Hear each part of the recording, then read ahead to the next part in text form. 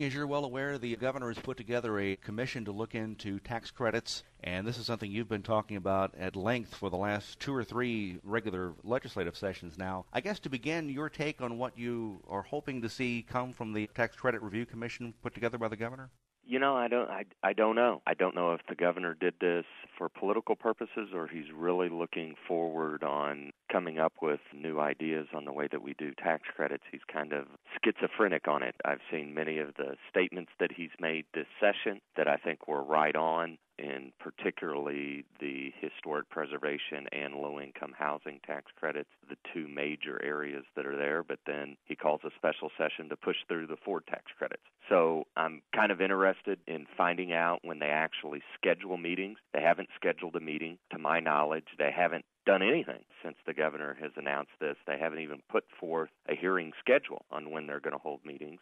So I'm looking forward to seeing if this is a substantive effort by the governor or if this is just more political grandstanding. On the issue of tax credits themselves, as you've talked about it at great length for the last couple of years especially, these are, in your words, not subject to appropriations.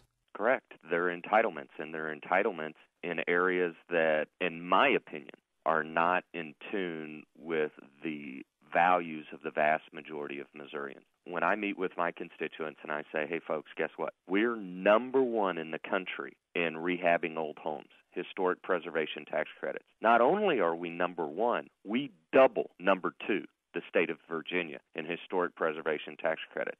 But we're 35th in the country in per capita K through 12 education funding. Now, is that in tune with your value set? Would you rather be number one remodeling old homes and 35th in educating the youth of this state, or do you think it should be some different rankings in where we put our priorities? And the vast majority of the people that I talk to think it's insane that we spend the type of money that we do rehabbing old homes. And when you start digging in deeper, and I think this latest front page article on the Post-Dispatch about this Stephan guy who's been living on tax credits since the late 90s that is now just getting indicted by the feds for tax credit fraud and basically a check-kiting scheme on multi-dipping and double-dipping on tax credits, you can see how these people have amassed great wealth through these tax credits and these entitlement tax credits, something that would not occur if we would go to a subject to an appropriations level and say that every dollar spent on a tax credit has to be weighed against a dollar spent on health care, a dollar spent on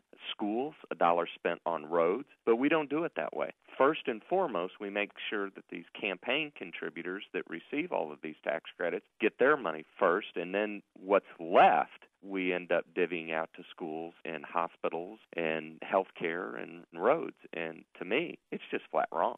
All that having been said, given the economic picture the state is in now, has been for the last year or so, and likely will be for the next maybe 3 years, should tax credits either, if not be a part of the budgeting process, maybe be put on hold until there's actually some money the state can spend? Well, I don't believe in moratoriums because there are those projects out there where a public-private partnership can work. I just think they need to be weighed against all the other demands that are on taxpayer assistance, whether that's health care, whether that's roads, whether that's education funding. I think the greatest economic development tool that we have is the investment in education in a young Missourian's mind. That's going to pay greater dividends than any amount of rehabbing old homes for millionaires. That being said, I just want the balance of having to look at return on investments and everything else, and the best place in which to do that, to pit one need against another need, is the appropriations process. And we can do this. It's a no-brainer. Now, those that receive the tax credits, boy, they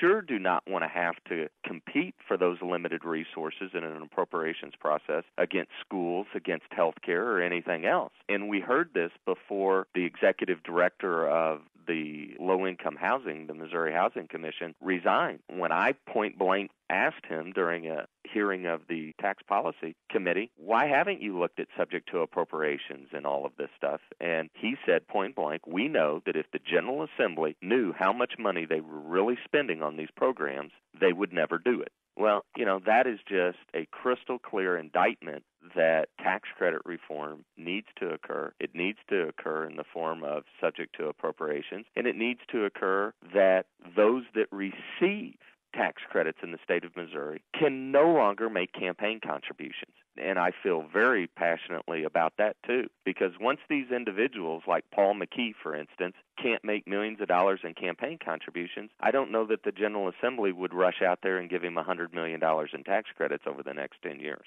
And so I think a balance needs to be struck that says we're going to do these investments with tax credits and taxpayer dollars, but we're going to do it in the void of political campaign contributions. We're going to do it in the context of, does it make economic sense? Is there a return on investment that's there? Not a return on investment to somebody's campaign account, but a return on investment to the Missouri taxpayers. It's not the campaign accounts that are putting the money up. It's the Missouri taxpayers that are putting the money up. So we should make all tax credits subject to appropriations, and we should make the individuals that receive these tax credits not be able to give to politicians' campaign committees.